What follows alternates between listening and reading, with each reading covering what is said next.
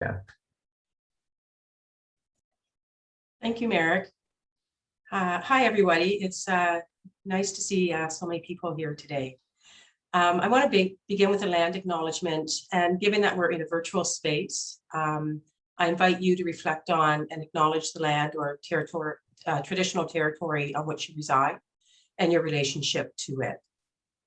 So it is with gratitude that I acknowledge that Renison University College is located on the traditional territory of the Attawandaron, Anishinaabe, and Haudenosaunee peoples, which is situated on the Haldeman Tract, the land granted to the Six Nations that includes 10 kilometers on each side of the Grand River. Renison's active work towards reconciliation takes place across our campuses through research, learning, teaching, community building, and outreach. And it is centralized within the work of our Truth and Reconciliation Working Group and the University of Waterloo's Indigenous Initiatives Office. In the context of the launch of Interrogating Psychiatric Narratives of Madness, Documented Lives, this land acknowledgement draws our attention to the relationship between colonization, land, and psychiatry. More specifically, we can think about the ways in which land that was stolen from Indigenous peoples in this traditional territory, as well as Indigenous lands and territories across the province, country, and the globe, have been used to discipline and physically contain difference, distress, and madness. This has happened, and it continues to happen in what we now know as mental hospitals and asylums, and similarly in what we knew as houses of industry and refuge and poorhouses. In these places and spaces, psychiatric theories and practices were developed in the context of the politics of colonialism to impose Western notions on normality rooted in normative gender, race, sexuality, and class. That is rooted in the rationality of white settler colonialism as it is structured by white supremacy, cis heteropatriarchy, and neuronormativity, among other ideologies of dominance. We know that other side professions such as social work, psychology, and nursing are also implicated in sustaining colonizing practices and thinking in the mental health care service system and beyond. So in keeping with the land acknowledgement, Truth and Reconciliation, it's our intention that the chapters in this book center the Psychiatric Chart to reveal and deconstruct the psychiatric institution as a colonial institution. Before moving forward, on behalf of the research team, I want to take a moment to extend gratitude to the project's community advisors, Opal Sparks and Dawn Marie Harriet, for their support of the project, their key insights and contributions to analytical themes. Their rich and critical perspectives on psychiatry, the mental health system, and patient experiences strengthen the book in innumerable ways. I'd also like to note that the book draws on research supported by the Social Sciences and Humanities Research Council and the Robert Harding and Lois Claxton Humanities and Social Sciences Endowment Fund at the University of Waterloo. Excuse me. I'm also pleased to say that we'll be giving away 3 copies of the book today. So we'll be randomly selecting 3 attendees. And I'll be in touch with the selected attendees in the next couple of days to get your mailing information. And finally, in terms of the format, we're taking a bit of a mixed approach today. I'll be moderating a discussion with Meg and with Javario. Lucy and Lori will facilitate a discussion of their chapter, and Merrick will present on his chapter. And what we'll do as we move through the program is I'll offer a detailed introduction of each of the authors. And excuse me, as we go along, I'm just on the end of a cold, so I'll be clearing my throat every once in a while. So the collection of writings in Documented Lives draws upon research findings from a research project titled Cultural Representations of Gender in Psychiatric Narratives. And the collection of writings represents key themes identified through the analysis of 161 psychiatric inpatient charts, as well as 11 key informant mental health service provider interviews. Through the project, we wanted to reveal how psychiatry and the psychiatric institution are implicated in the organization of gender relations at the intersections of race, indigeneity, sexuality, and class. More specifically, we were interested in exploring how psychiatric diagnoses and classifications and treatments participate in the reproduction and sanctioning of gendered ways of being distressed. So to do this, we focused our attention on the Psychiatric Chart, and this was to build on historical and contemporary scholarship, as well as the work of grassroots activists that have interrogated psychiatry, psychiatric discourse, and psychiatric institutions for their complicity in violence through their subtle and aggressive impositions of diagnosis, classification, and treatment. The Psychiatric Chart has been less attended to through such critical analyses. However, we position the practice of psychiatric chart documentation as central to the question of power in psychiatry, so to the question of psychiatric power and violence. And it's usually a practice that goes unnoticed and unquestioned. In this project, we understand the Psychiatric Chart as being able to tell us things about how institutional ideology shapes what mental health service providers see and what they say about distress.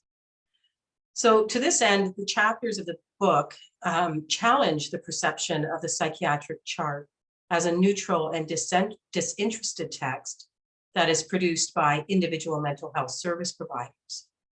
Instead, the chapters really coalesce to reveal the Psychiatric Chart as a text that is, in fact, storied by institutional ideology.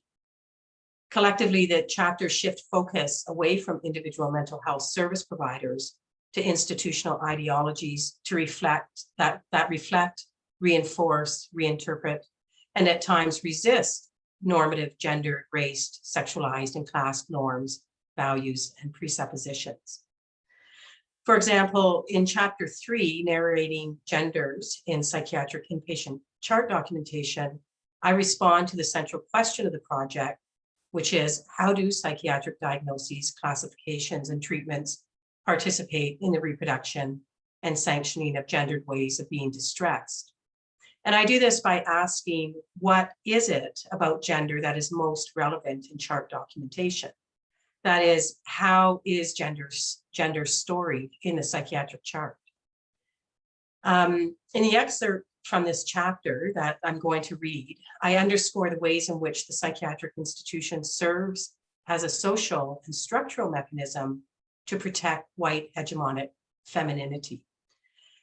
In doing this, I draw attention to the Psychiatric Chart as an institutional artifact that deploys white supremacist ideology, and it does this by valorizing whiteness, valorizing white norms, culture, and people, while ordering and disordering in a web of hierarchies among women. So from the book, Barkley locates femininity as an achievement facilitated by disciplinary practices that produce a body which in gesture and appearance is recognizably feminine. However, the achievement of normative gender, or whether one is perceived as recognizably feminine, is determined by white, cisnormative, heteronormative, and class gaze of the psychiatric institution. I'm going to show a couple of slides here with some excerpts from the chart. Carrie, if you can, yes, that's up, that's great. So you'll see some excerpts on this slide. And what my analysis suggests is that in part, gendered is storied through the documentation of the body or bodily aesthetics, and that the documentation of gendered bodies appears to play a central role in determinations of order and disorder. Abstract descriptors of bodily aesthetics, such as well-groomed, appropriately groomed, and well-dressed on one hand, and disheveled and poor hygiene on the other, were replete across the psychiatric charts as indicators of ordered and disordered minds, respectively. Across all charts, however, documentation of the bodily aesthetics of cis and trans women were more frequent and more detailed, with varying levels of nuance compared to cis and trans men. So in these excerpts, I argue that white supremacist ideology that structures the psychiatric institution is invoked as white hegemonic femininity is activated to measure differently racialized bodies during assessments of distress. The documentation of particular bodily aesthetics, including things like body weight, color and condition of hair, the use of makeup, patterns on clothing, and posture, as well as posturing, serves to signal order and disorder. Gender transgressions at the intersection of race and class that threaten patriarchal ideals of modesty, virtue, and fragility are often documented in ways that infer disorder. For example, the documentation of Michelle, a Black cis woman, as having her thighs exposed and messy hair, activates the racist trope of the innately hypersexual, seductive, predatory Black woman. While it's noted in other areas of the chart that Michelle is actually experiencing burning and pain in her legs, the documentation narrative from which the excerpt is extracted doesn't make a connection between this sensation, what she's experiencing, and the exposure of her thighs. A closer look at documentation syntax further illuminates the activation of white hegemonic femininity in specifically race and classed ways through the binding together of descriptors of the body and descriptions of mood and behavior. So I have a couple of excerpts up here. The first is Mrs. X, presented as an overweight, neatly groomed woman. She was polite, respectful, and appropriate during the interview. Pseudonym Janice is a 37-year-old cis woman, white, heterosexual, with an income of less than 15,000 K. A second excerpt from a different chart is mental status examination, obese woman who appears her stated age, affect is irritable, hostile, menacing, and dismissive. She is guarded and suspicious. Pseudonym Charmaine is a 36-year-old cis woman, Black, Caribbean, heterosexual, with an income of less than 15,000 K. And with respect to these excerpts, I note that while both women live below the poverty line, Janice is a white woman living alone in a rented apartment with a supportive parents, and Charmaine is a Black woman who is described as a mother of three who are all in CAS care and homeless. The use of overweight and obese to describe the physical aesthetics of Janice and Charmaine respectively raises questions about how sexist and fat-phobic attitudes about body size are implicated in psychiatric assessments of women's distress. Moreover, contrasting the use of overweight to describe a white woman and obese to describe a Black woman raises critical questions about the operation of anti-Black attitudes about body size in the practice of assessment more specifically. I also note that while both writers document their observations after their respective interactions with the patients, the use of the passive simple past tense to describe Janice focuses the reader on a discrete action completed only during the interview, that is, only in a very specific past social context. Conversely, the use of the active present tense to document Charmaine's mood and behavior does not suggest a discrete completed action, but rather that she is actively and innately irritable, hostile, menacing, and dismissive. This documentation implies deliberate action or willingness on the part of Charmaine, and in doing so activates the angry Black woman trope that characterizes Black women as rude, sassy, ill-mannered, and ill-tempered by nature. Documentation in both the charts treat the body as a modern measure of tangible progress. The written binding of the physical aesthetics descriptor overweight to the mood and behavior aesthetics, polite, respectful, and appropriate, activates white hegemonic femininity to suggest a correlation between its performance and the potential or willingness for order. Conversely, documentation that brings Charmaine's physical aesthetics, that is obesity, in close proximity to the psychiatrist's assessment of her mood and behavior as irritable, hostile, menacing, and dismissive, signals a compromised or unsuccessful performance of white hegemonic femininity and related disorder at the intersection of gender, Blackness, and abject poverty. So while offering only a glimpse of this chapter, I hope it serves to highlight how documentation practices within the confines of the psychiatric institution serve to police, protect, and maintain the boundaries of normative constructs of gender, in this case, white hegemonic femininity. As you hear from the other contributors, I hope that what becomes apparent are the ways in which the book reveals how chart documentation practices contribute to the ways in which gender, sexuality, race, and class structure the normative base of psychiatry and the psychiatric institution, as well as the violence that ensues. So that's just sort of some context and introduction to one of the chapters in the book.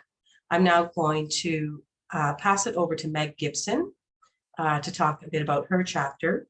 Meg is an assistant professor in social development studies and the School of Social Work at Renison University College at the University of Waterloo. Her research focuses on how texts, institutions, and encounters reproduce ideas of difference and exclusion, particularly with regard to sexuality, gender, kinship, and disability. Her publications include work on the history of psychiatry and related fields, including research about female inversion and feminine boys, as well as on contemporary interactions between systems and LGBTQ+ parents. Her current work includes an ethnographic investigation of how people are using the idea and language of neurodiversity. So welcome, Meg. So I'm going to start, Meg, to talk a bit about the focus of your chapter on the process of charting. And you've included the interviews that we conducted with mental health service providers and the ways they talked about how they charted. I just wonder why did you want to write about this particular topic? Thank you so much, Andrea. Yeah, I get that not everybody wants to write about paperwork and forms and the process of charting, but I think it's a really important way to think about these relationships within institutions. So documents are a part of how people interact with each other. They're kind of in the background and they're all over the place, but we almost never actually look at them or talk about them. And so as a social worker and a social work educator, this is something that I'm often trying to get people to think about. You know, like we are taught how to do forms. We are taught how to chart things. This isn't something that we all just sort of innately know, but we don't necessarily spend a lot of time thinking about like what that kind of training does to how we interact with people.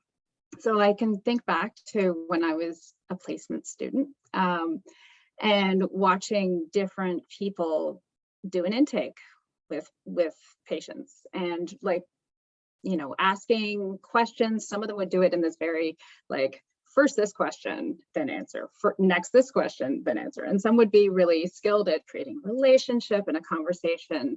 So they could have a really different tone to the interaction and the conversation, but they were both totally structured by the same form that was just in the background of all of these encounters that were happening between people. So we can, as educators, we can spend a lot of time talking about communication skills and confronting our own biases as if we work in mental health or other sort of systems. But often we're actually also structured by these processes, these forms that we have to fill out. You know, if you're going to have a drop-down box to fill in, you're going to have that in mind when you're interacting with people. And these are things that I think we need to spend some more time thinking about. So I'm trying to get everyone to think about the process of doing paperwork, even though nobody likes to do it. Thanks, Meg. Yeah, that's right. It's usually the last thing we want to do when we're practicing. So, yeah. And I know across different places and institutions, organizations, I think there's probably a mix of sort of the old version of paper documentation, record keeping, but also increasingly electronic documentation and record keeping. And I wonder what was interesting to you about that move to the electronic chart or the electronic format, particularly in the psychiatric setting. Yeah. So the shift to electronic charting is really interesting. And in some ways it's a serendipitous thing that the project happened to occur during this time when there was a transition from a combination of different forms and different programs, and some were electronic and some were on paper, to everybody really going fully electronic pretty much. So people that were interviewed, mental health providers who were interviewed as a part of the project, were in the midst of this transition and kind of making sense of it. So that seemed like something that was really important to pay attention to. Also because this transition is happening across so many institutional settings, right? We're moving from one way of doing things that was highly paper dependent to this electronic system. And thinking about like, how does that actually affect the work that we do and the ways that we think? Like, I just thought that was really interesting and important. So it used to be that psychiatric charting that was on paper was held in a particular place. And if you wanted to read what somebody else had written, you'd have to fill out a form and request it and have it come to you, right? So it was this potentially really cumbersome process, depending on how long it had been since somebody was there in the hospital. But now these things that used to take time and effort are pretty immediate. So this is one of the things that people were talking about, is that it used to be hard to read former charts or like previous entries in a chart, and now it's really easy. But it also meant that they were thinking about this as they were charting, that, oh, it's going to be really easy for other people to read what I'm charting. And so you might start writing things differently just because it's easier for people to read it. I also hadn't fully anticipated the impact of the electronic forms themselves. So you have things like drop-down menus, and I mean, there were always checklists, but there's something about having more and more options that are semi-automated, but at the same time really hard to change, right? So you know that you're going to have to fill in these various drop-down lists. This will save you time, so of course you're going to do it, but it also really standardizes all these interactions even further. So for example, and in the excerpt that you were just looking at, if everyone is going to have to fill in some sort of drop down on whether someone is obese or overweight or athletic build or thin, like in the interaction between these two people at one point or another, there's going to be some assessment of the other person's body type, right? So those sorts of things become that more fully integrated into the institutional work. I also hadn't thought about cut and paste, or sorry, copy and paste as a part of charting practice. So something that gets written in one chart, it makes sense when workers are really busy that they might say, okay, well, pretty much the same thing today as well. But it also means that there were times in the charts where we could see that something that was inaccurate or quite biased or had been corrected somewhere else would keep showing up because you have this copy and paste function available to you in an electronic chart, which never would have been there before. I think, thanks, Meg. As you were talking, it took me back to reading through the charts and how the idea of the drop-down menu, like especially for the physical characteristics of people, really helps us to actually better see the subjective nature of assessment, because you would absolutely see where, I'm thinking about particularly about body weight, how that would fluctuate depending on which provider was completing the assessment. And some context around this, in the course of an inpatient admission, somebody is assessed kind of repeatedly over the course of that admission. So there are many, many entries of physical appearance, body weight, these sorts of things. So you would see a provider, that's right, or describe one patient as obese, but the next day, and a different provider would describe the same patient as a heavy built or something, whatever the range of options are. So it's an interesting sort of contrast in some ways. Like there's a standardization, yet at the same time, it really does yield itself to really seen more clearly the subjective nature of the assessment piece. Yeah. Yeah, totally. I think it's really interesting to try to read against the grain of the charting because actually the way they're set up, you're not supposed to get a whole lot of information about the person charting, right? It's supposed to be increasingly objective. These drop-down menus anyway, right? Like the narrative stuff, people might be more open about their own interpretations. But you're absolutely right. You see these inconsistencies and then you're like, right, there are people who are filling things out and assessing them by their own judgment. Yeah. Another way this kind of came up was in the language of appropriate, which I also wrote about in the chapter. And I know that was, that came up also in the excerpts that you were sharing. I just started thinking about appropriate as a word that kept coming up throughout the charts. And it sounds really neutral and it sounds like something you're not really supposed to pay attention to at all, but it's also totally contextual and it tells you about the imagination of the person assessing, right? Like they deem this, they think this situation or this response fits whatever the context is. So they say it's appropriate.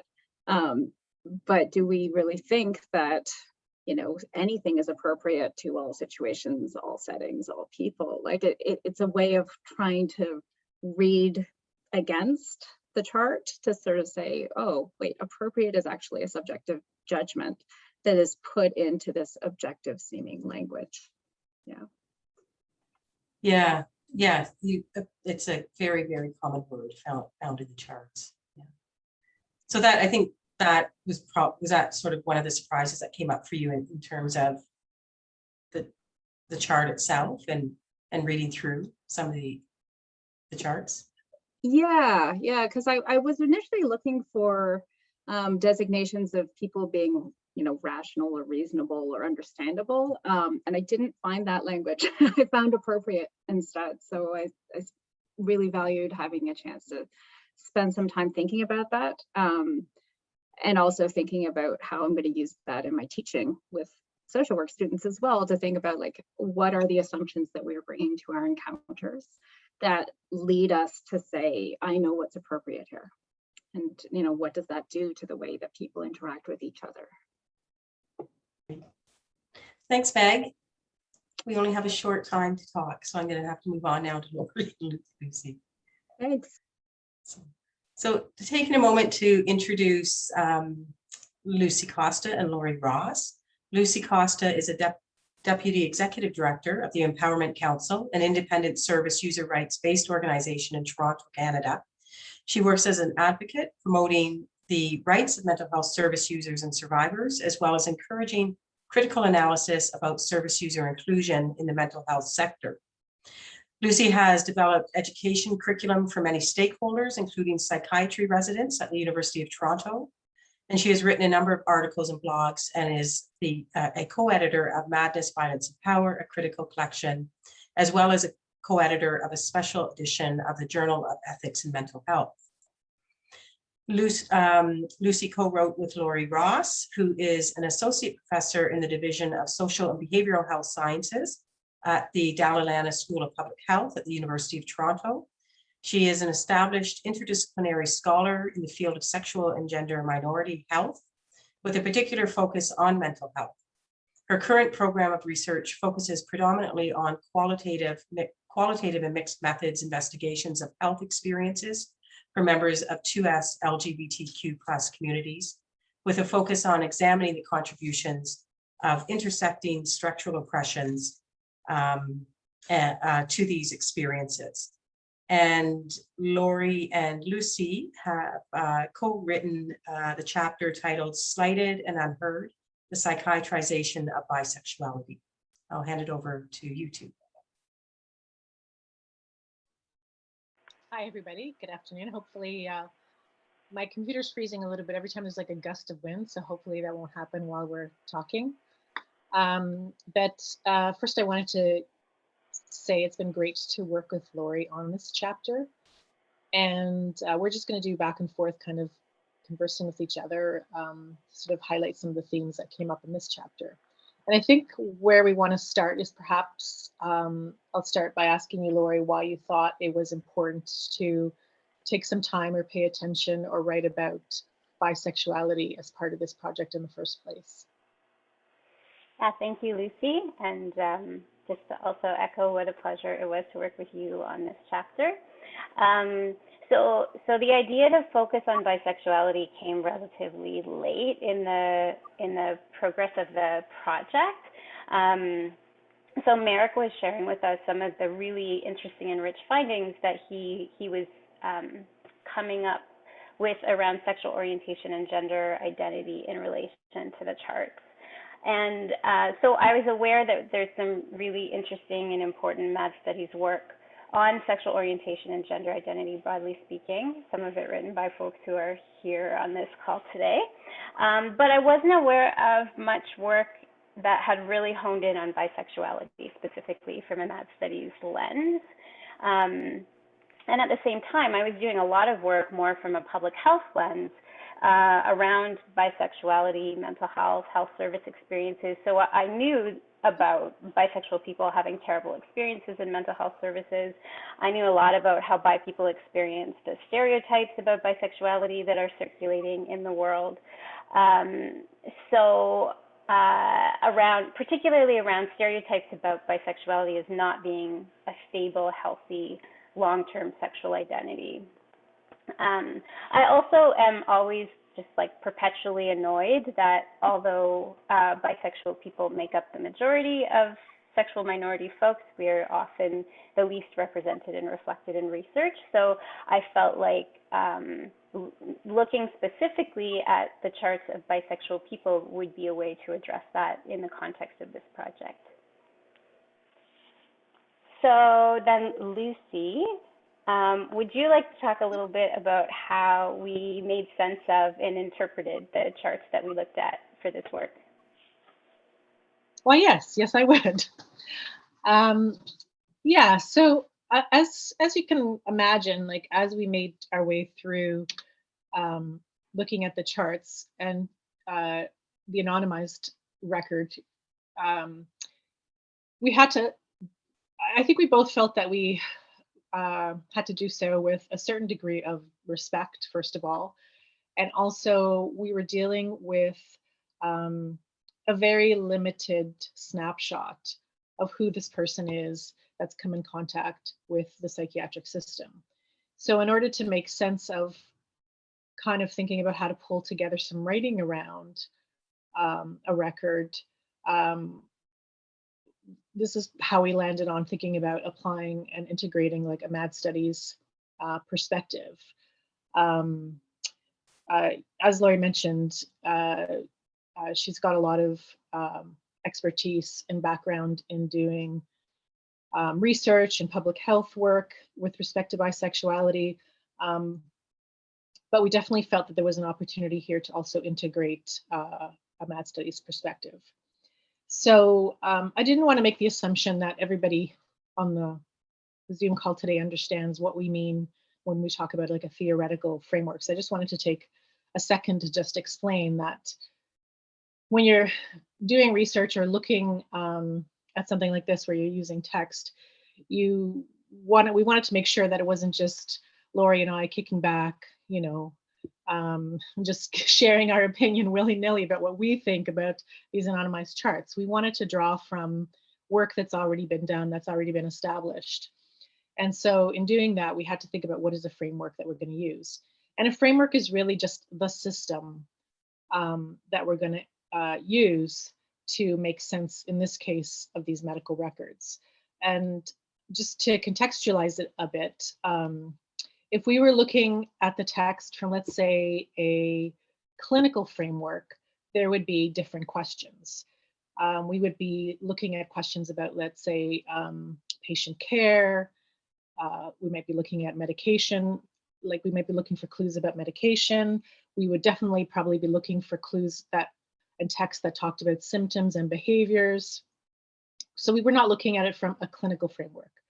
We were, for example, not also looking at this from a business framework. So a business framework might be interested in looking at what was the length of stay What are the costs of keeping someone in a hospital?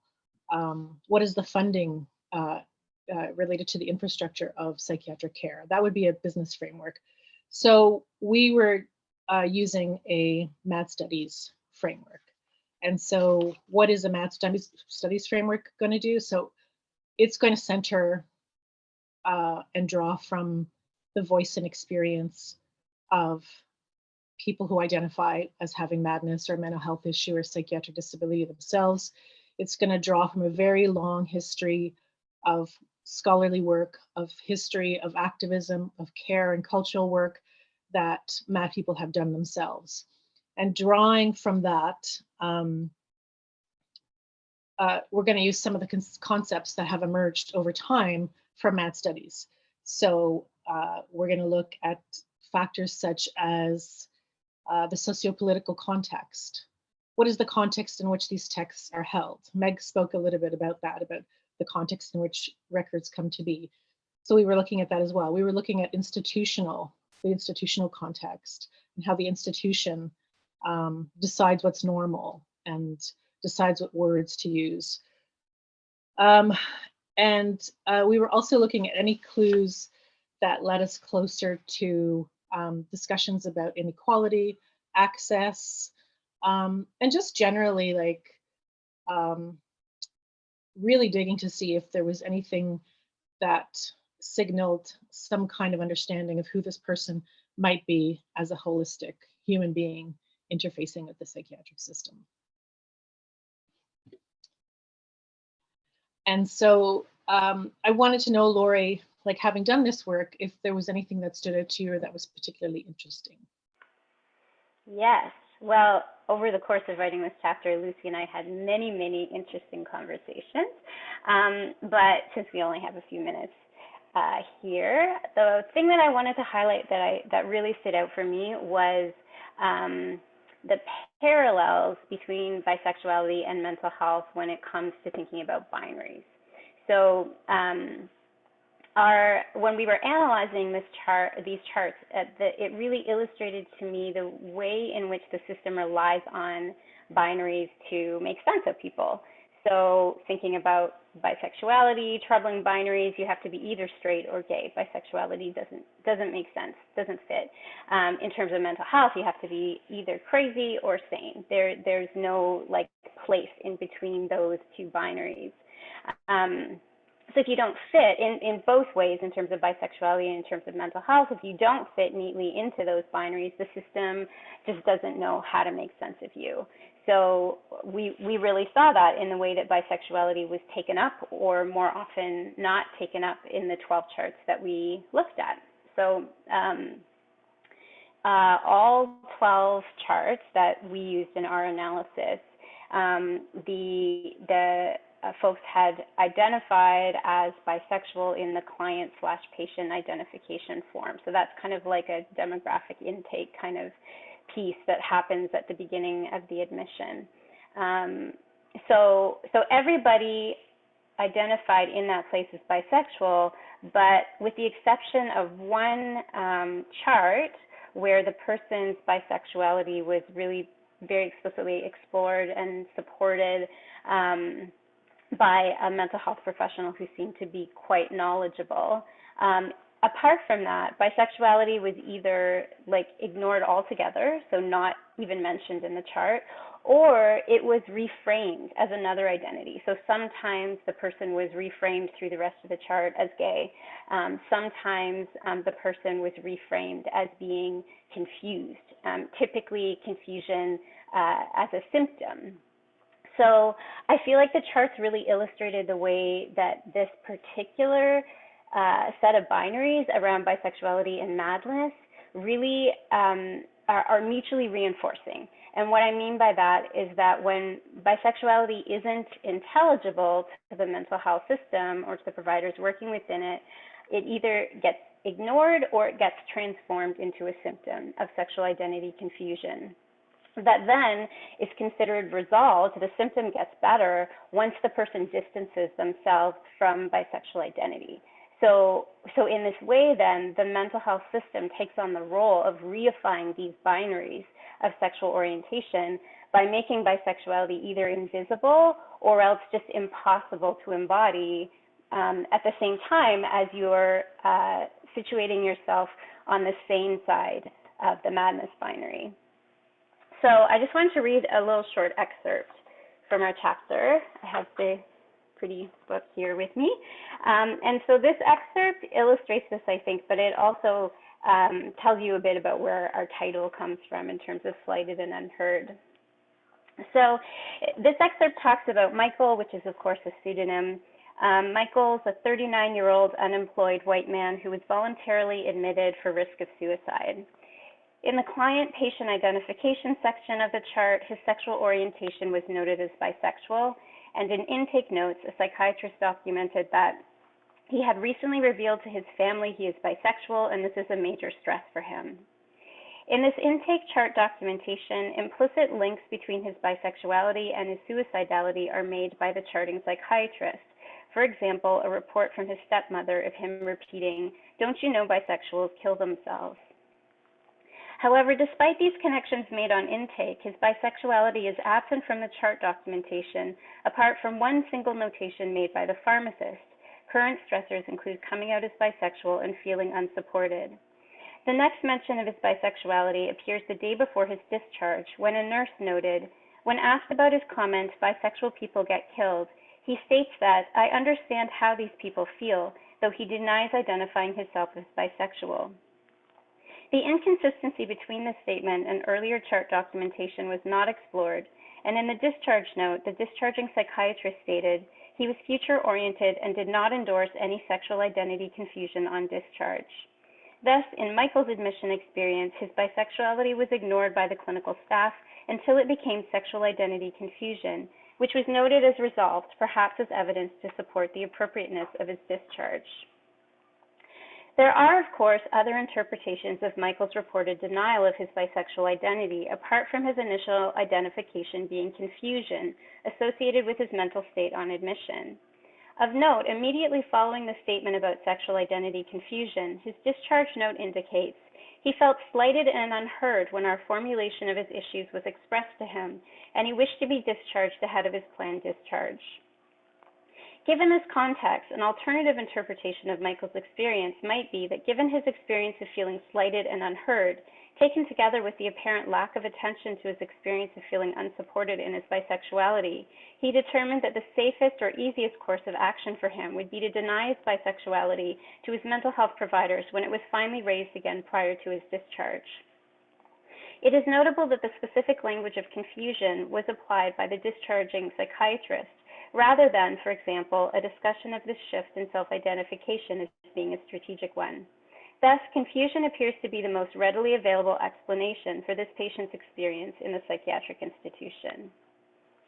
So hopefully that gives you a little bit of a flavor of what I'm talking about when I talk about binaries.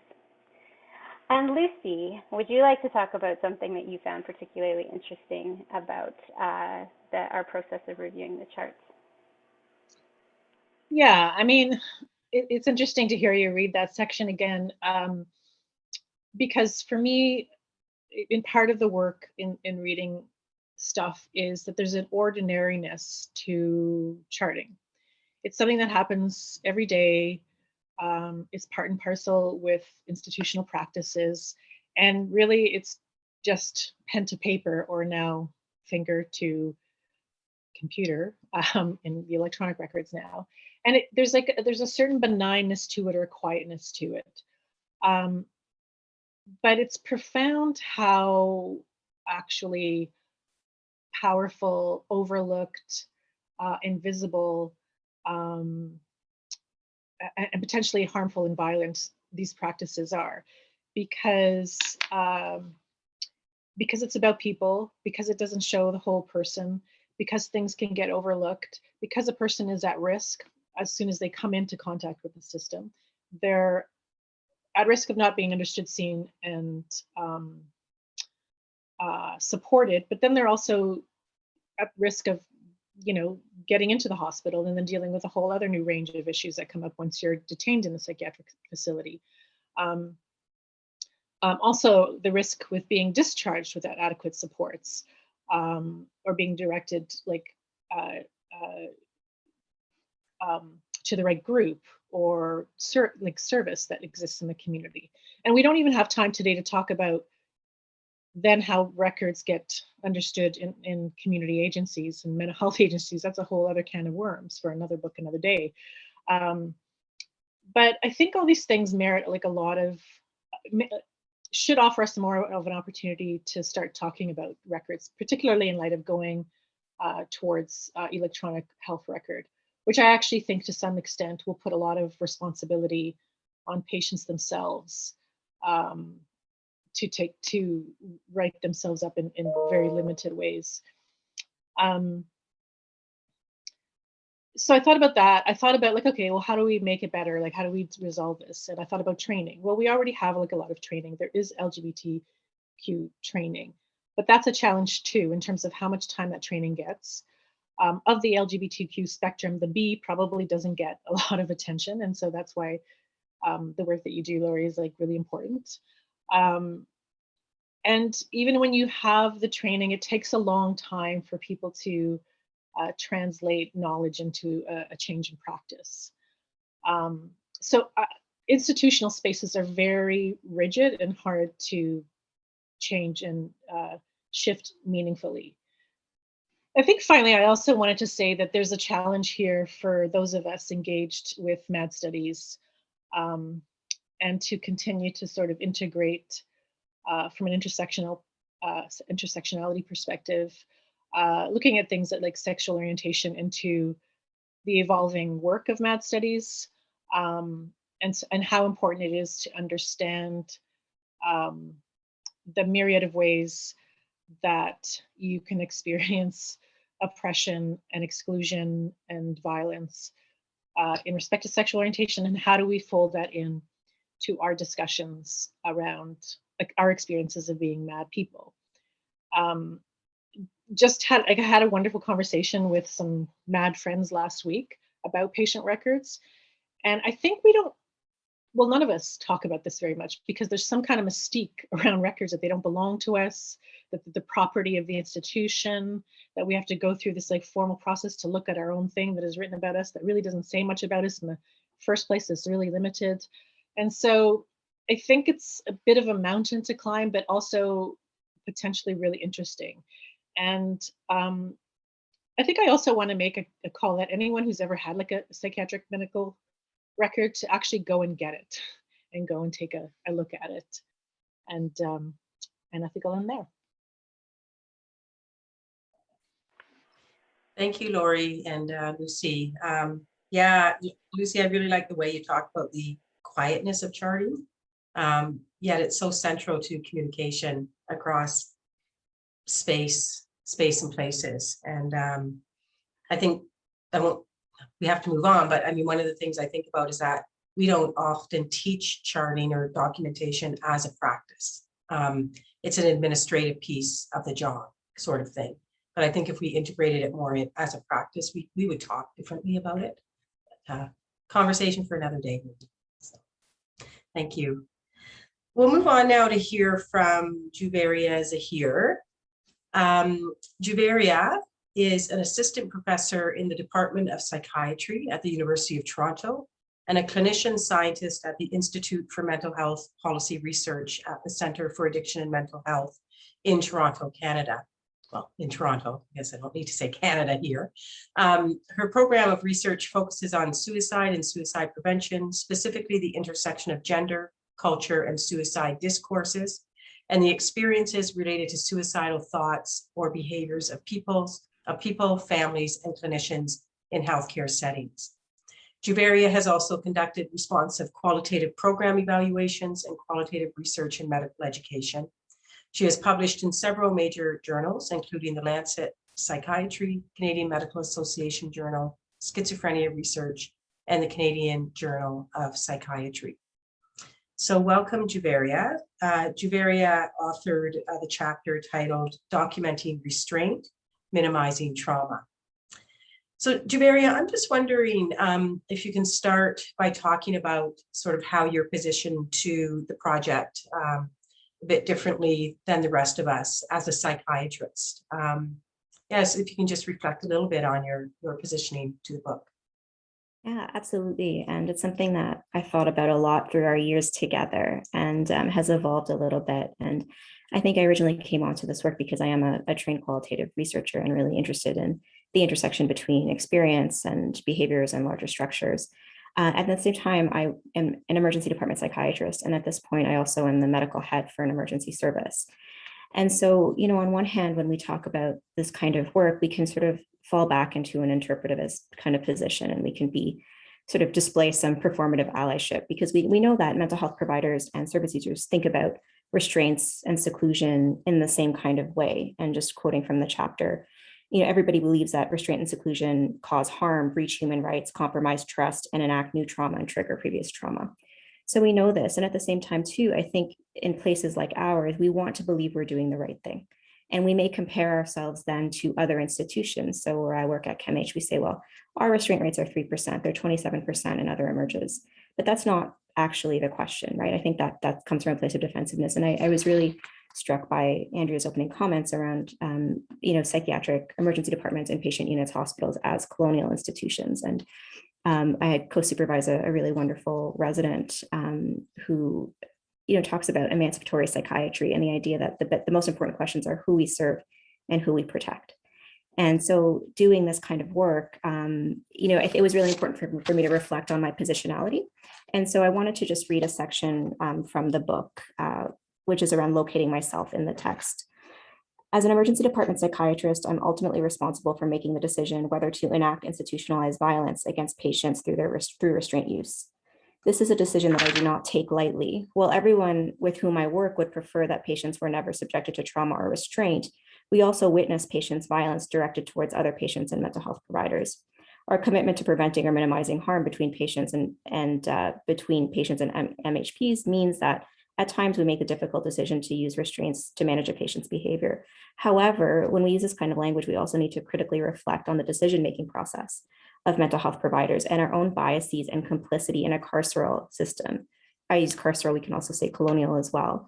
And I think that transparency and accountability are of the utmost importance. So I actually chose to write my chapter in the first person. And part of the reason for that is because mental health providers often disappear in text. We say that a patient was placed into restraints, that they were acting inappropriately, and we responded, or seclusion was required. We remove ourselves and our culpability and our violence in that kind of language. And so that was one of the reasons why I wanted to do this work in the first person. And having a foot in both worlds was really interesting, and also, a form of privilege, right? Because the foot that I have in this other world is a position of power, which is really important to reflect on.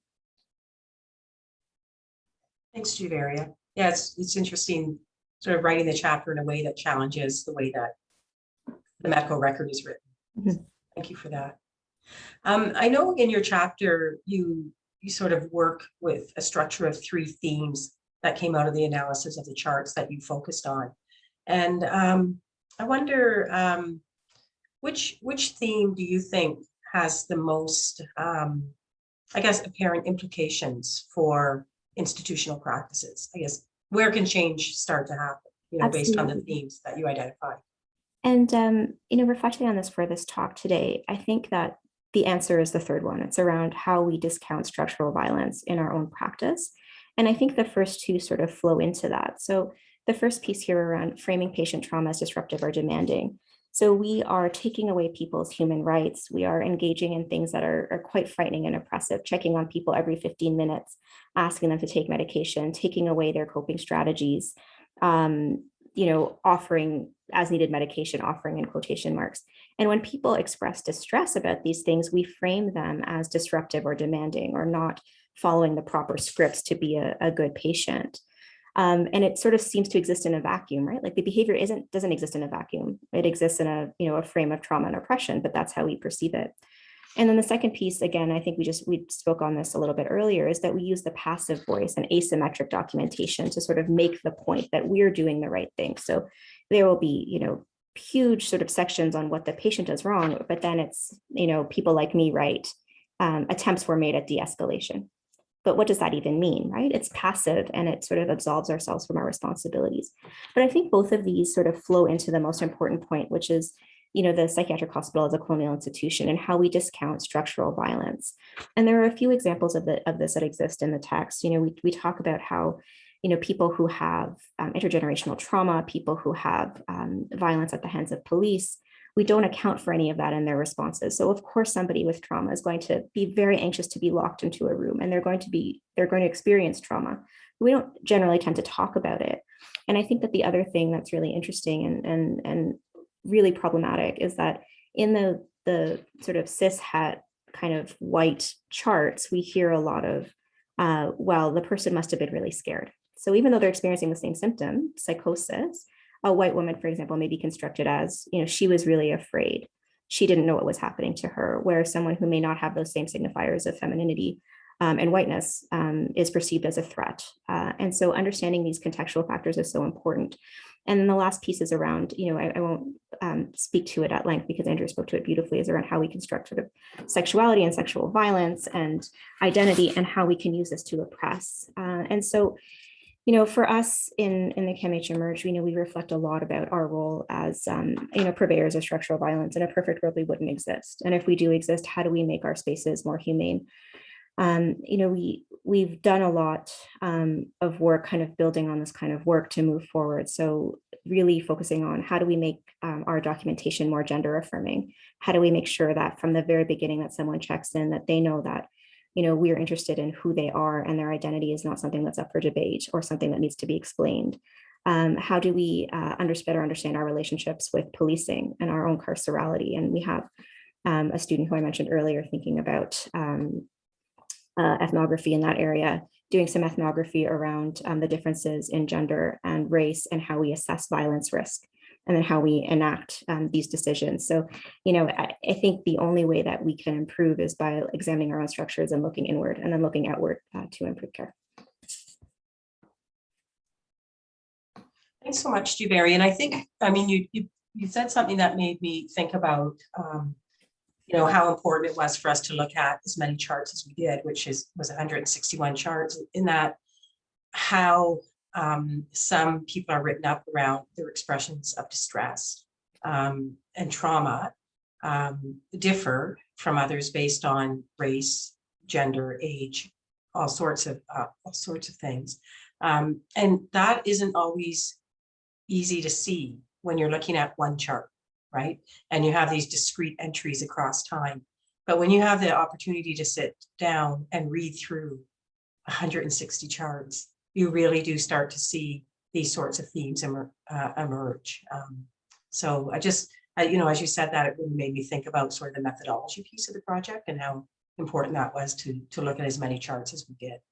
Absolutely, and I think very, very briefly that, we collect so much data, we collect so much quantitative data to show that there are inequities. Well, we know that these inequities exist. So we can either go collect more quantitative data, or we can, read a single chart, or we can do this kind of work where you can actually read 160 charts and contextualize both the quantitative findings and the qualitative lived experiences. So I think it was a gift for me to be on and a source of a lot of reflection, and I hope improvement in the quality of care we provide. Thank you so much, Javario. We'll now move on to Merrick. Last but definitely not least, Merrick Helene is an assistant professor of women's and gender studies in the School of Social Work at the University of Windsor. His work employs mad studies and intersectional feminist approaches to understanding mental distress and experiences of violence and trauma. His publications include chapters in the anthologies containing Madness, Gender and Psi in Institutional Context, and Madness, Violence and Power, a Critical Collection. Merrick is the author of Queer and Trans Madness, Struggles for Social Justice, which came out just last week with Palgrave Macmillan. Congratulations, Merrick. Thanks, Andrea. All right, so I do have a content warning on my discussion for sexual violence, transphobia, misgendering, Satanism, and anti-Blackness. So my chapter, what I do in my chapter is I explore how rape culture informs the ways in which mental health professionals document sexual violence in the charts of patients diagnosed with a psychotic illness, and to highlight intersections with saneism and anti-Blackness. So I put the quotation marks around psychotic illness, not to deny the veracity of this experience, but as a way of acknowledging that there are multiple ways of understanding the state of being that gets called psychosis. So throughout this discussion, I do use the medical language of the psychiatric institution because this is how people are positioned in the charts. But I want to acknowledge that while some people identify with medical language and diagnoses, not everybody does. So my chapter focuses on 20 charts of those who experienced sexual violence and 9 charts of those who perpetrated it on or off the unit, who were also diagnosed with a psychotic illness. Saneism is especially salient in these charts of people who are deemed psychotic because of the ways in which such patients' credibility is challenged. And these charts are especially relevant to analyses of sexual violence because research shows that psychosis is associated with experiences of childhood sexual abuse. Or another way of saying that is that the collection of experiences that get called psychosis, which can include things like hearing voices, holding unusual or unshared beliefs, is a common response to experiences of trauma and to experiences of childhood sexual abuse in particular. So what is rape culture? Rape culture is the normalization of violence against women and trans people, in which sexual violence in particular is normative rather than exceptional. So in other words, rape culture is the air that we breathe. We see examples of this all around us. We see TV shows where stalking and harassment are portrayed as romantic. We see the news use the word sex to describe rape, etc. Some of the hallmarks are the refusal to believe survivors or victims of sexual violence, victim blaming, the sexualization of violence, and the objectification of women and trans people. And rape culture is very much imbricated with other forms of oppression, including racism, transphobia, and saneism. So what is saneism? It positions mad people as having a, quote, flawed or disordered way of seeing, perceiving, judging, and thus knowing reality. That's a quote from Leggio. And this is really salient for those deemed psychotic because the state of being is associated with phenomena such as unusual beliefs, hearing voices, which further challenges the nature of a shared reality between the patient and the practitioner. And saneism really compounds rape culture in that sexual violence is perhaps even less likely to be recognized as such when experienced by those whose realities are already constructed as being questionable. And anti-Blackness, misogyny, and transphobia means that Black women and trans people are that much more likely to be blamed for the violence that they experience and less likely to be believed. And to that point, anti-Black saneism, as put forth by Abdullahi, Murray, and Poole, is a really useful concept for understanding the charts. They write that saneism, quote, saneism exists on a continuum depending on privilege. So it's always and especially compounded when it is visited on racialized bodies. They write about how anti-Black saneism is evidenced by various phenomena, including disproportionate numbers of Black people in the mental health system, high numbers of involuntary hospitalizations, and disproportionate diagnosing of Black people with schizophrenia. They write that Black women in particular are subject to beliefs that position them as hypersexual, sick, unsafe, dangerous, and inappropriate. So in my chapter, I look at 5 themes. I'm just going to very briefly touch on 2 of them: sexual violence reconfigured as delusion and pathologizing the impact of sexual violence. So the first one, there were many instances of patient accounts of sexual harassment and assaults being reconfigured or understood as being symptoms of illness, namely as delusions. So I'm going to put up a quote from the chapter that was excerpted from the chart of a Black woman whose pseudonym is Via. Clearly delusional on some topics and questionable on others, ranted on and was difficult to interrupt at times, cried uncontrollably at one point, largely out of the blue, when she started talking about everyone raping her and the police not doing anything about it. She was upset that I did not act on her reports of rape, and I asked what she wanted me to do, and she replied that the College of Physicians should have taught this to me. So the chapter includes more excerpts from this chart, but I think the tone of this particular passage says a lot. It's really noteworthy to read this particular chart as a whole in its entirety, because you can see documentation by nurses following the incident that include more details about it, including about the perpetrator, but then later entries in the chart written by the doctor don't reference that. And it's clear that Via's account of rape is seen as being delusional. And we see rape culture and anti-Black Satanism at play here, both in the refusal to believe Via and also in the way she's described in the chart in ways that are very dehumanizing. So in the chart, I contrast Via's chart to the chart of a white middle-class woman who was also deemed delusional about sexual violence, but the tone of the chart is remarkably different. And it's really important to note that while what I'm giving you here is one example, it's indicative of a larger pattern observed across the charts. So I'm going to touch just quickly on another theme, which is the pathologizing of the impact of sexual violence. And the work of Judith Herman is really helpful here.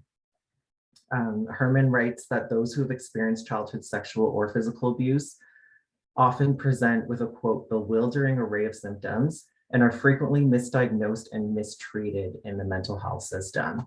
So Herman tells us that people who experience childhood abuse often develop behaviors and strategies that enable their survival in abusive environments, but which become what she calls maladaptive in adulthood and are construed as mental disorders.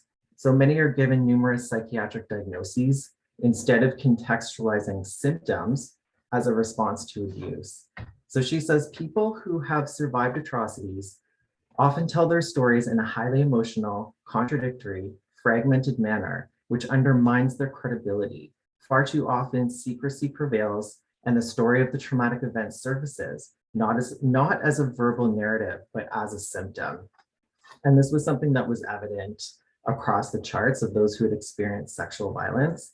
So this excerpt that I'm going to read is from the chart of a Black transgender woman whose pseudonym is Irie. This documentation is by a nurse who wrote that Irie, quote, started to become agitated, speech loud, stated toward staff, hey, look, I'm abused all my life. My father is an abuser. And then later the same day, another nurse documented the following.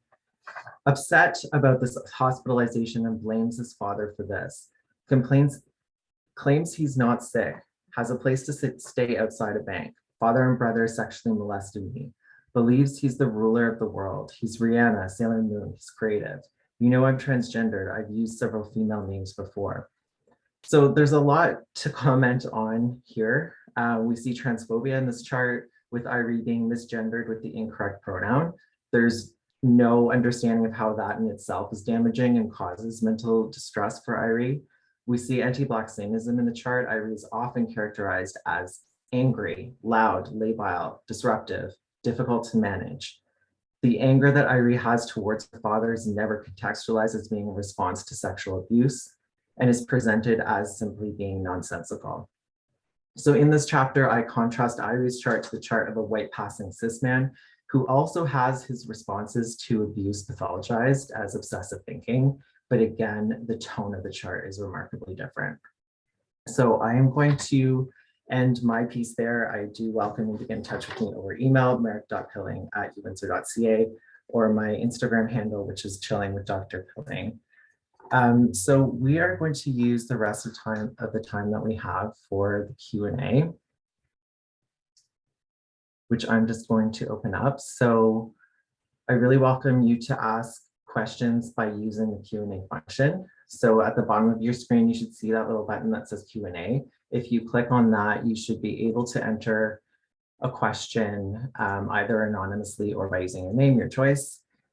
And I will read the questions aloud for the presenters. I don't know if other contributors want to turn on their camera for this part.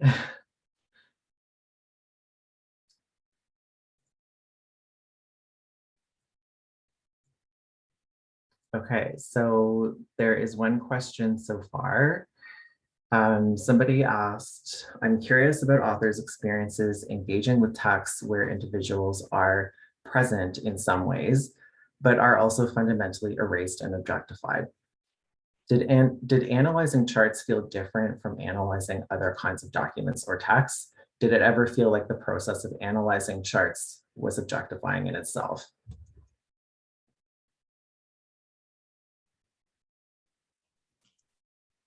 Do you want to start with that, Merrick, or? I would love if someone else would go first so I can just collect my thoughts. Sure. It's a really good question. It's a really good question, and absolutely the idea of collecting thoughts, because well, I'll just talk about my own experience of reading through the charts. And I read through the charts also through the lens of having been somebody who worked in the field, in the mental health field, and documented a lot. And also as somebody, as you're socialized into a field or into a profession, you can begin to adopt the languages and the practices of that profession. So I guess, in short, who is complicit in lots of ways with respect to the very things that we're critiquing in this book. We were just talking the other day, actually, and about the charts and reading the charts, and how it was a bit of a, like my experience was a bit of a sort of a strange experience, in that I felt as though I was reading the interpretation of people's experiences. I mean, there was a real sense of voyeurism, which I think the question is getting to this, which is a form of violence in and of itself, right? So I would say my own experience was there was a lot of tension in reading through the charts about sort of feeling as though I was taking sort of position of sort of this voyeuristic position, but also thinking I'm reading the interpretation of somebody's experience, the interpretation by mental health service providers, which felt, some tensions around kind of witnessing the violence that was being done to people. So there was all of this. I mean, it was a very complicated sort of experience reading through the charts. The one thing I'll talk about very briefly is our process of thinking through the ethics of this and what it meant to do this kind of work and to access charts. And we thought sort of very clearly around sort of the violence of accessing patient charts in relation to the violence that people experience in the system, and not as a way of rationalizing it, but thinking about, if we do it and we do it well, and our intentions are emancipatory and liberatory, and we have to follow through with actions as opposed to just sort of a theoretical analysis, then are we in fact creating more violence than what is actually experienced by some people in the psychiatric system to begin with. So we had many lengthy conversations around the ethics of doing the work, and kind of landed in a place that it's an important piece of work. It's an important way to uncover the way in which institutionalized violence happens. But we also have to be responsible to finding a way past the theoretical pieces and moving it into places of action. And I think that's where we are at this point. So I'll stop there. If anybody else has something to add. I think I just want to add just an important point, that it's important for people to understand too, that lots of different kinds of people get access to records. The Ministry of Health would be an example of an organization that has access, with or without your consent, to sort of go in and collect data or demographics or that kind of thing. So again, it's really interesting to think about our relationship and understanding to what is in a record written by somebody else, and how to think about that like in a contemporary way versus a historical way. When we had a conversation a couple of weeks ago, we talked about the textbook by Javario, who is a professor at York who wrote a book about patient experience at the turn of the century. And he did that by going through patient letters with the proviso that those records were 100 years old. And so when you read Jeffrey's book, you're also looking into patient records, but it's been 100 years, so I guess it's okay because they're dead. And but it's very powerful to read those records of 100 years ago, because it tells you something about how people were thinking, how people were writing, and what kinds of bigotry and prejudice were present at the time. So this is a very interesting and complex project, because it sort of also begs the question, should we wait 100 years to figure out how patients are being written about by someone else, and then being made to think that that is us?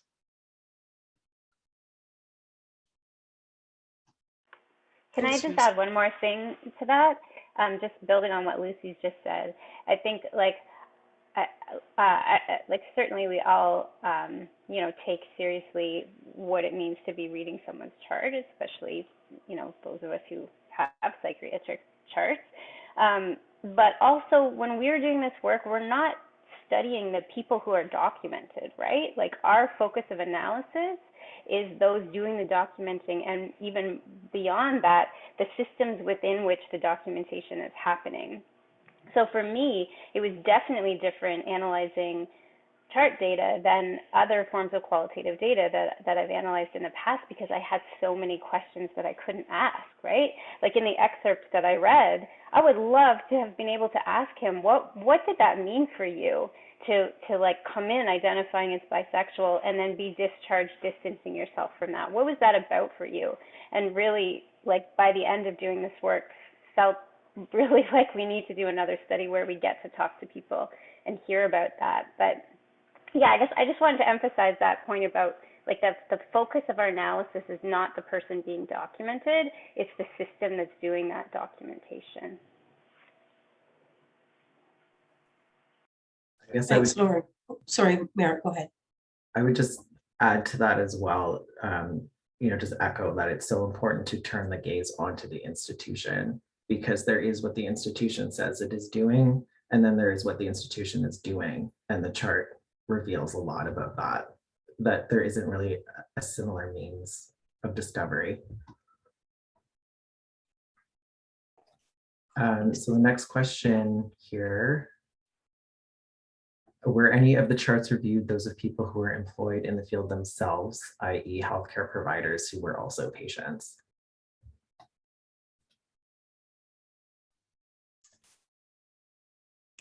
I can't answer that question. I suspect probably yes, but we didn't really collect that information in a systematic way. Merrick, I don't know if you have anything to add. Just that information wasn't available to us. So we don't actually know. I would assume that there would have been some for sure. Some charts did identify the type of work that people did, and others didn't, but it wasn't some information that was systematically available. Okay, our next question is, I'm interested in hearing a bit more about Javario's comments about emancipatory psychiatry. Yeah, so this is not an area of expertise for me, and it's an area in which I'm learning, but I think fundamentally it's sort of starting with the presumption that psychiatric institutions and psychiatric care is sort of has within it embedded the ideas of restraint and power and control, and has relationships with other, colonial and carceral structures. And I think often within those structures, we want people receiving care to do what we want. So we want you to show a reduction in symptoms or to behave in a certain way. And that in itself can reproduce oppression. And so, that's my sort of, and the other piece around that Andrew mentioned too is around who are you serving and who are you protecting and the kind of work that you do. And I think these are really important questions to be asking of any healthcare system. And I think the other piece for me, which is sort of tangential, but also sort of involved, is that there is no mental health care without freedom from trauma and oppression, access to housing, access to, financial security, access to food. Like these sorts of things are very much embedded in what healthcare means, and having a larger framework, I think, is really important. And working with rather than having a focus on not even realizing how much you're reproducing oppression. I think that's a huge piece of it, is I think many people in the field are completely oblivious. And then many people are oppressing and have knowledge of it. And I think, taking a step back as a discipline and saying what we are doing is fundamentally dangerous, and how do we address it, and how do we work with people to make those changes? Thanks, Javario. Marina has a question here. If each of us could speak to possible ways to resist, change, transform the practices we are critiquing. It says, I'm thinking here of Lucy's point about raising awareness that people can access their charts and that this is an important political activity. How do we begin to address the ways violence is structured into the system? Who would like to tackle that first?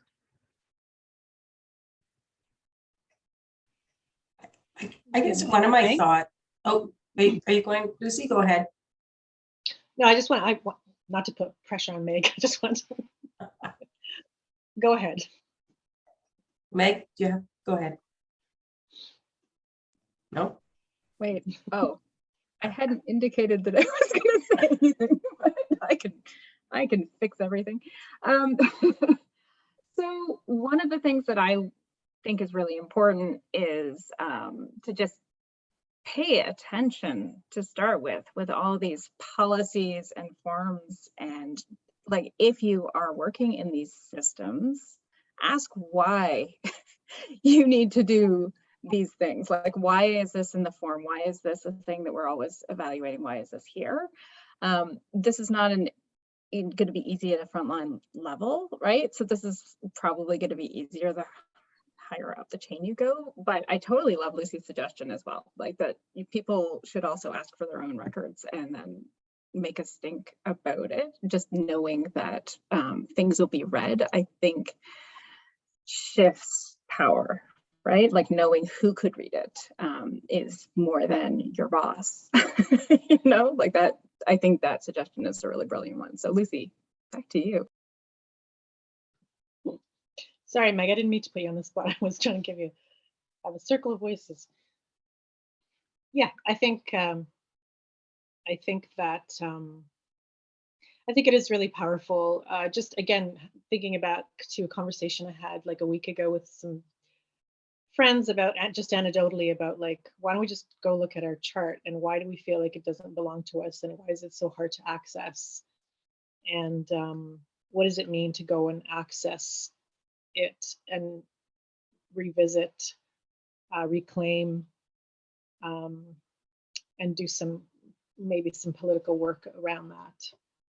I suspect that there's also like fear of going to look, some hesitation in going back to look, because it wasn't like a trip to the Bahamas or anything, so like that in and of itself is kind of interesting, like the journey to go back and look.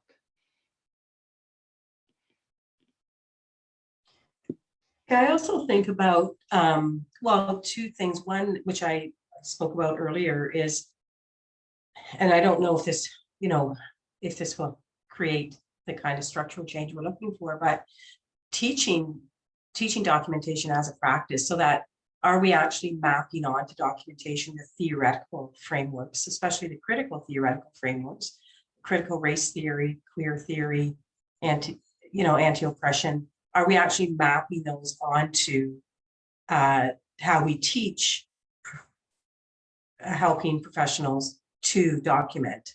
Or do we approach it more as it's sort of been traditionally approached, like this sort of SOAP model of subjective objective assessment plan, which is like an atheoretical approach to documentation. So if we're teaching providers, future providers, to think critically, to think analytically and theoretically about how people experience distress. I mean, I think increasingly we're seeing things like structural determinants of health and structural determinants of equity in these sorts of programs like social work and nursing, psychiatry. How is it that we can extend that into thinking about documentation as well as one? And the other question I have, and I think maybe Javario or somebody else might be able to speak to this, is it feels as though the structure of documentation has not changed for decades. Like the actual structure of the chart itself. And I do wonder about service user voice. Like, how does that get written into a chart? Not through the interpretation of the provider, but how does that perspective get put into a medical record if, you know, we're committed to the medical record, right? So yeah, a couple of thoughts. I think it's such an important question. And I think when you talk to healthcare providers about documentation, the first kind of response is always like, woe is me, this is so terrible that I have to do all of this documentation.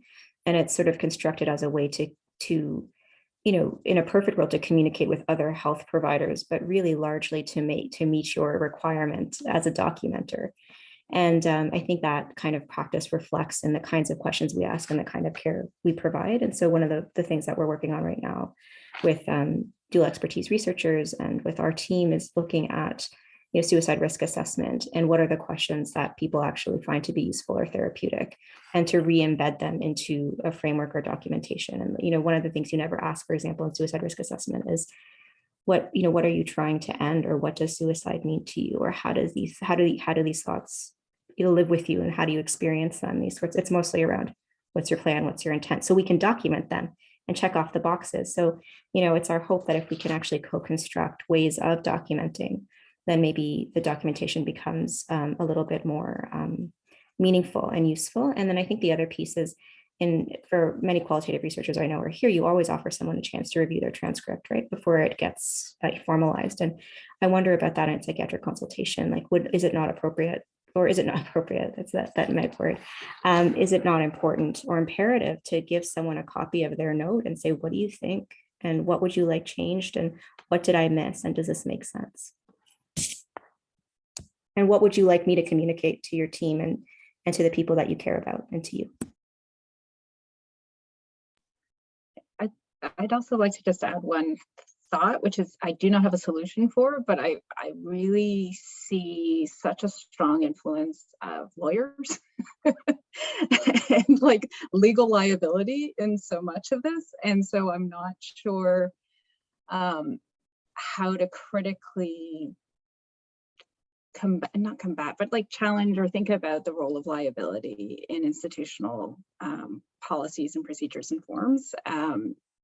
Because I do think that a lot of what structures these things comes from legal advice as well. But I'm not a lawyer. Yeah, that's true. It does. It also works in the reverse, where a lawyer representing a client can go back into a medical record and work in favor of the client if something wasn't done or documented properly. So yes, there's the liability issue, but there's also like a lawyer representing a client will go back, and if there's a misstep with regards to a form or something, the hospital's on the hook. And I would just add about Marina's question, just that there are reformist answers to the questions and abolitionist answers to that question. Personally, I think both are necessary. So what I mean by that is reformist answers to that question would be things like trauma-informed care, trainings, changes in practice, policy, etc. I think those things are important. I also think we need other options. We need abolitionist options. We need different responses to crisis and trauma. And there are people who are already doing that work. Project Let's is a great example. Fire Week Collective, there are others, and I'll leave it at that. We are at time. There are a number of really great questions. I'll just end with one more question here from Ariel, who's curious about the recovery model in mediating between sane and mad. And so Ariel says, I kind of think the model has been subsumed under neoliberalized logics that recapitulate saneism, but I have definitely heard clinicians name the model as suggesting that people do recover. What is recovery, and is it tantamount to sane?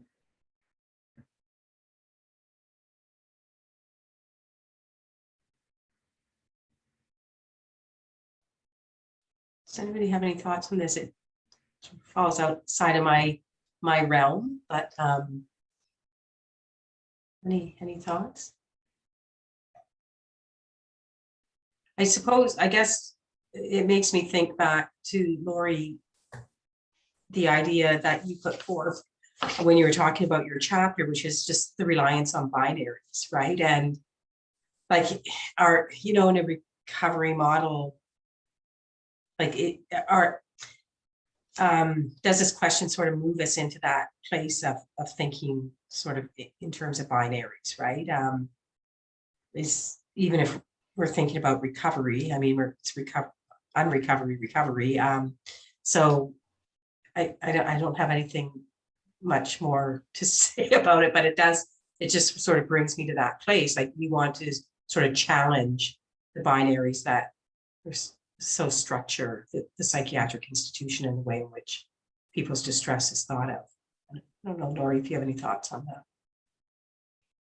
I feel like Lucy was probably going to say something really smart about it, so maybe I can defer to her first. I think that's true what you're saying, Andrea, in terms of like putting people in recovery camps or not recovery camps. It's a complicated question because recovery can be useful when working with someone who thinks that psychiatric patients are lost cause. But it really depends on the clinician's read of recovery, because recovery is a flexible term. It can mean whatever the clinician wants it to mean in terms of how they use it. It could, and that's the problem with recovery. So it really probably requires going into reading a little bit about the trajectory of recovery literature and what it means to service users versus how it's been used in institutional spaces. But I think recovering the patient chart, going back to that, is, I just wanted to mention too before we end, because I think people might not know, in Ontario, I think there's a policy that's changing where they're going to start getting rid of psychiatric charts after a certain period. And those are different kinds of ethical applications about if we no longer have charts to look at, how will we make sense of what is happening in contemporary time now? Thanks, Lucy. I think I would just add to that I think the recovery model and the notion of recovery has been co-opted by the mainstream and by policy, by the MHCC, et cetera. Recovery as it was initially put forth and thought about by the MAD movement, by psychiatric survivors, was never meant to mean sane. It was meant to mean living a livable life as a MAD person. So that's my 2 cents about that. Andrea, I don't know if you have any closing comments. I know we're going a bit over time. I want to apologize to all of the folks who did ask questions. There's some really awesome questions in there that I wish we had more time to discuss and definitely will give us all more food for thought. So apologies that we didn't get to everybody's question. Andrea, did you want to close us out? Sure, I don't have much to say. There's a lot of, there's been so many ideas today, and I think I appreciate people taking the time to come and hear about the book, to listen to the ideas, and hope that, over the next several days, some of these ideas can settle. And I know there were a number of questions about practice and how do we shift practices. I think any one of us would be really interested to continue the conversation. So you can reach out and connect with us if you'd like. I think in terms of the book, that I think the last thing I want to say, which I think we got to earlier, is really the book is really best characterized as emancipatory in intent.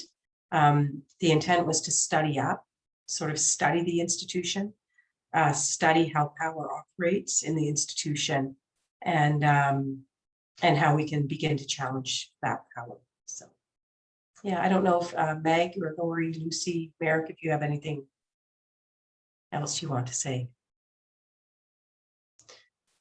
So thank you to the panel. Thank you for the conversation. Thank you for all of you who are hanging in here past the finish date or finish time. Yeah, be in touch if you have any more questions. I think any one of us would be happy to have a conversation. Have a good evening. Take care.